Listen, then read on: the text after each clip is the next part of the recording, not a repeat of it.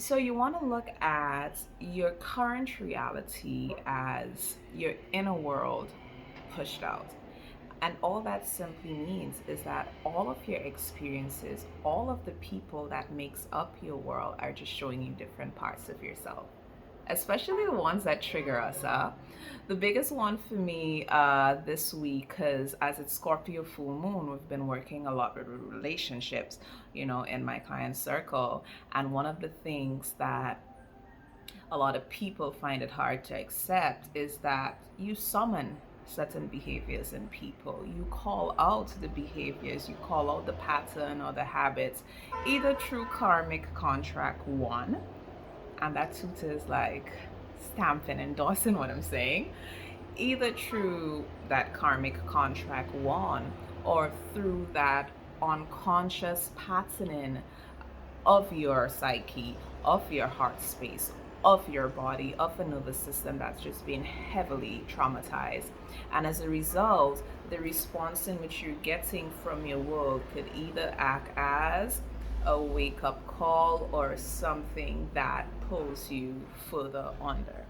You know, um, and that is something, especially us as black people in this culture, needs to accept that there's no coincidences, and I think one of the greater examples of that can be found in the Bible. It can also be found through the wisdom of our ancestors, and even through feeling and knowing. Sometimes you think of something, it pops up. You think about somebody, they call you. None of these things are coincidences. It just shows you that where focused intention goes, that is where you're going to see growth or, a manifestation of something physical. Another thing that came up last week is that a lot of women in the circle were feeling that they aren't manifesting what it is they want to manifest. And when we broke it down, it was a matter of you're always manifesting. Us as humans, we're always manifesting. It's just that a lot of people have been programmed to manifest the reality that they do not prefer. And a lot of it is done unconsciously.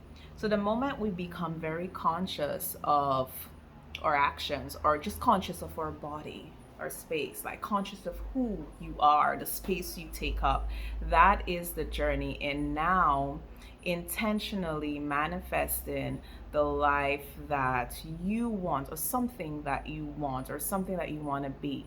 And the next thing is also knowing that you are already it, right? So manifestation isn't necessarily pointing into the future or waiting and hoping for something to come to you. But what it is being that thing, aligning yourself with the frequency and the vibration of somebody who owns or is in the space of that thing, or who has access to that thing, right? And you're consistent long enough, it has no choice but to merge with you, or as we would call it, show up in our reality, or we manifest it, as we would say. So I wanted to share these little tidbits on, just the collective energy and what has been coming up in the client sessions. Because as I said, there are no coincidences, and every single thing in your life can be seen as an omen, but it has a lot to do with how present you are when interacting with your reality.